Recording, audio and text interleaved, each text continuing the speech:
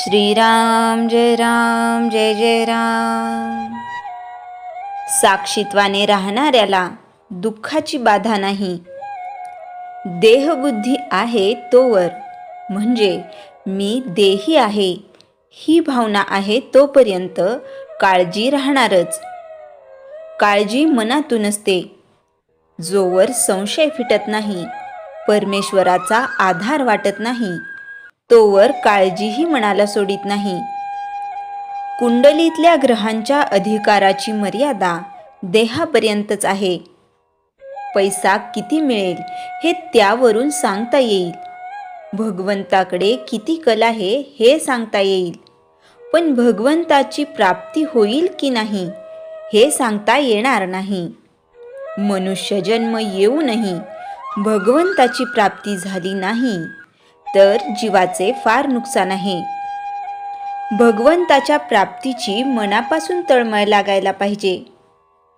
एकदा का अशी तळमळ लागली की मनुष्य वेडा बनतो आणि कोणी संत भेटला की निवांत होतो.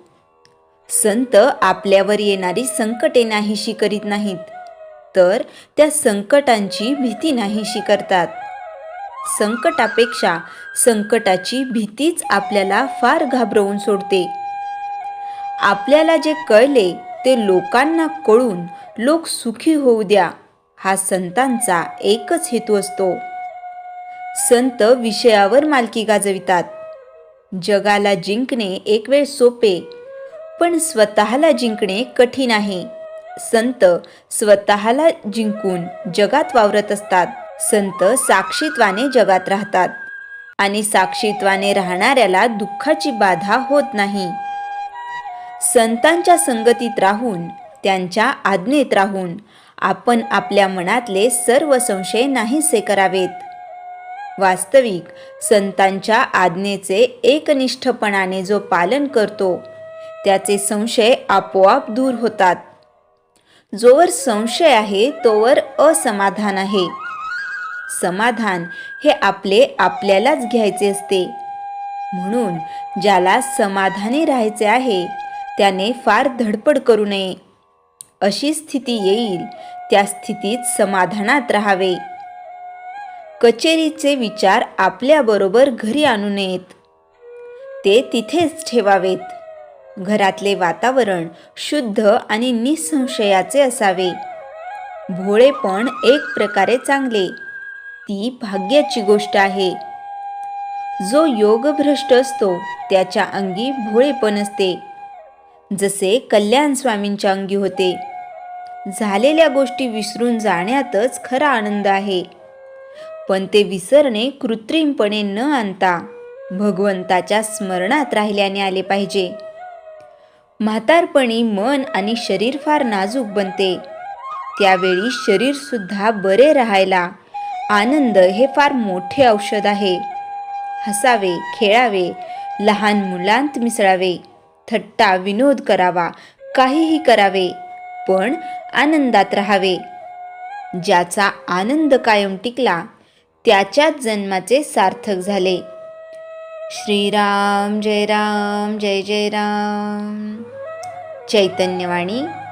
समाधान ही परमेश्वराची देणगी आहे. ती मिळवण्याचा उपाय म्हणजे भगवंताचे स्मरण होय.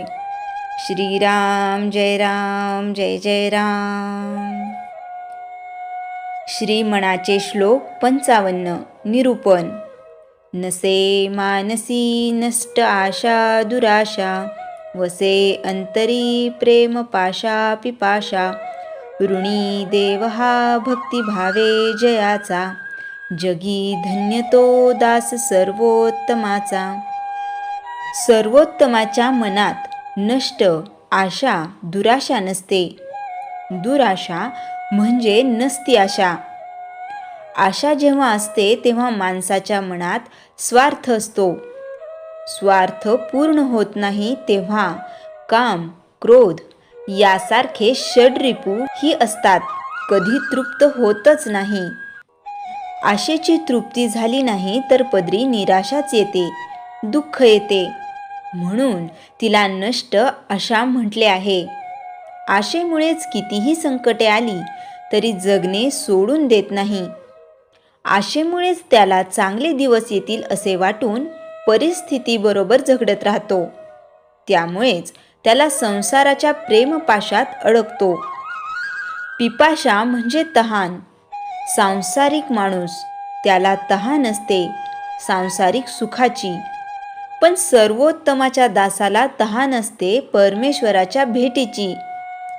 सर्वोत्तमाची तहान असते सगुण स्वरूप साक्षात्काराची. त्यामुळे त्याची मागणी असते निष्काम प्रेमाची. निष्काम प्रेमाने देव सर्वोत्तमाच्या दासाचा ऋणी होतो. दासाची काहीही मागणी नसल्यामुळे त्याच्याजवळ कोणतीही लाचारी नसते. दासाची देवाकडून प्रेमाची अपेक्षा असते. त्यामुळे देवाची जी इच्छा तीच भक्ताची म्हणजे सर्वोत्तमाच्या दासाची असते. समर्थ म्हणतात, मनी धरावे ते होते, विघ्न अवघेची नासोणी जाते. जय जय रघुवीर समर्थ. श्रीराम जय राम जय जय राम. साधकाने अनुसंधान कसे साधावे? आपले मन भगवंताच्या ठिकाणी चिटकून ठेवावे. प्रपंचात सर्वांसाठी सर्व करावे, पण मनात मात्र मी रामाचा आहे ही अखंड जाणीव ठेवावी. प्रत्येक ठिकाणी भगवंताच्या इच्छेने काय व्हायचे ते होऊ देत असे अनुसंधान ठेवावे. एका भगवंताचे अनुसंधान ठेवावे म्हणजे त्याचे इतर सर्व गुण आपोआप मागे चालत येतात. भगवंताप्रमाणे आपण देखील प्रपंचात असून बाहेर असावे. आपल्या देहाकडे साक्षीत्वाने पाहण्यास शिकावे. व्यापात राहून अनुसंधानात असावे. भगवंताला अशी प्रार्थना करावी की देवा, प्रारब्धाने आलेले भोग येऊ देत, पण तुझे अनुसंधान मात्र चुकू देऊ नकोस. अनुसंधानाचा दिवा बरोबर न्यावा म्हणजे आपण आपल्या उर्मींना आवरू शकू. सद्धर्माने आणि अभ्यासाने वागून अनुसंधानात राहावे. अनुसंधानात असताना जे भगवंताच्या आड येते त्याची पर्वा करू नये. आपल्या व्यवहारात आपल्याला सवड झाली की आपण भगवंताची आठवण करावी. भगवंताचा चटका तशी त्याच्या अस्तित्वाची जाणीव, तशी त्याची निष्ठा आपल्याजवळ पाहिजे. भगवंताचे अनुसंधान हेच आपले ध्येय ठेवावे. त्याला अनुसरून बाकीच्या गोष्टी कराव्यात. जगाचा प्रवाह भगवंताच्या उलट आहे. आपण त्याला बळी पडू नये. आपण प्रवाहाच्या उलट पोहोच जावे. यालाच अनुसंधान टिकवणे असे म्हणतात. मी अनुसंधानात टिकवीन असा मनाचा निश्चय करावा. आपले मन नेहमी भगवंताच्या ठिकाणी गुंतवून ठेवावे. उठणे, बसणे, जप करणे, वाचन करणे, गप्पा गोष्टी करणे, चेष्टा विनोद करणे वगैरे सर्व क्रियामध्ये भगवंताशी संबंध आणि संदर्भ असावा, हेच अनुसंधान होय. आपल्या आजाराचा सुद्धा आपण फायदा करून घ्यावा. आपण आपल्या दुखण्यामधून भगवंताचे अनुसंधान शिकावे. अनुसंधान जागृत ठेवावे, ते चुकू न द्यावे. भगवंताची अनुसंधान प्रपंचाला व्यापून ठेवावे. प्रपंचातला कोणताही उद्योग करताना अनुसंधान टिकवावे. मनाच्या सर्व वृत्तीमध्ये भगवंताचे स्मरण असावे. भगवंताचे अनुसंधान सारखे राहायला हवे असेल तर त्याचे नामस्मरण सतत करावे. भगवंताच्या अनुसंधानामध्ये कोणताही विषय हवे नको वासना येणारच, पण तो हवेपणाने भोगू नये, म्हणजे तो बाधणार नाही. जगणे हे अनुसंधानासाठी असावे.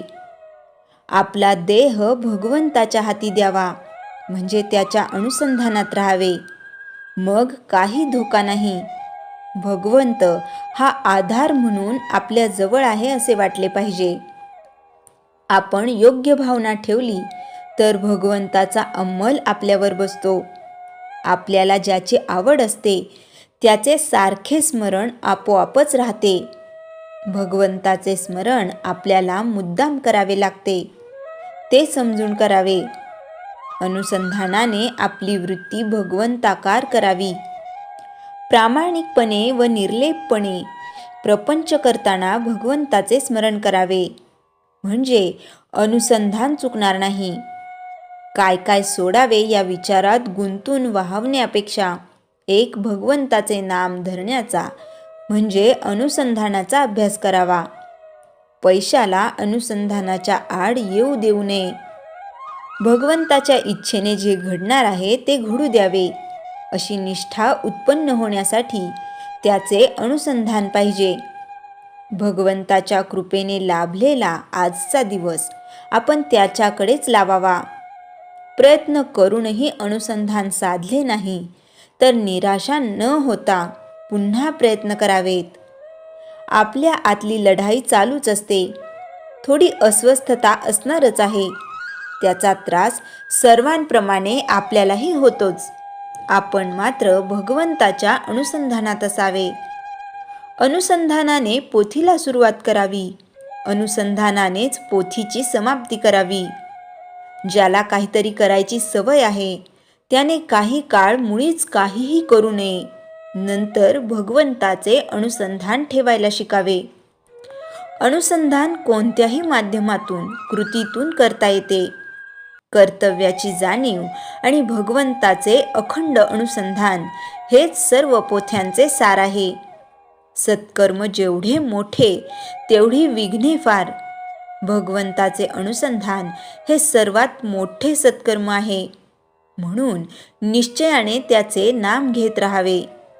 भगवंताचे अनुसंधान म्हणजे त्याचे स्मरण. संत असं सांगतात की बाकीच्या गोष्टींकडे दुर्लक्ष झाले तरी चालेल, पण परमात्म्याचे विस्मरण होऊ देऊ नये. संदर्भ श्री गोंदवलेकर महाराज चरित्र. लेखक श्री के.व्ही. बेलसरे. श्रीराम जय राम जय जय राम. जयाच्या जनी जन्मनामार्थ झाला, जयाने सदा वासनामात केला. जयाच्या मुखी सर्वदा नाम कीर्ती, नमस्कार तया ब्रह्मचैतन्य मूर्ती. श्रीराम जय राम जय जय राम. जानकी जीवन स्मरण जय जय राम.